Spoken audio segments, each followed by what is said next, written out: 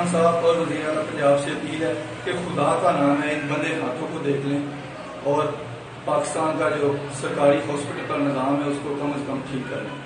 DHQ Nankana साहब में आज मेरे भाई की तबीयत बहुत सीरियस कंडीशन में थी और मैं जब उसको हॉस्पिटल लेके गया हूँ, डॉक्टर ने पास आने की जहमत तक नहीं की और जब उसको चेकअप करने का बोला तो आगे से उसने उल्टा बदतमीजी की।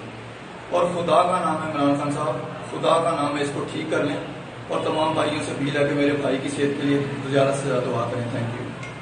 पाकिस्तानी क्रिकेटर मोहम्मद इरफान जूनियर ने सरकारी अस्पतालों की तबाहली का पोल खोल दिया। मोहम्मद इरफान जूनियर अस्पतालों की हालत ज़ार और सहूलियात की अदम दस्तयाबी पर फूट पड़े। वज़ीर आज़म इमरान खान और वज़ीर आला पंजाब सरदार उस्मान बुज़दार से सरकारी अस्पतालों की हालत बेहतर करने की अपील की है। इन्होंने कहा कि DHQ ननकाना साहब, जब मैं अपने भाई को लेकर गया तो किसी भी डॉक्टर ने इनको अटेंड करने की जहमत नहीं की। जब मैंने डॉक्टर्स को बोला तो इन्होंने उल्टा मुझसे बदतमीजी करना शुरू कर दी।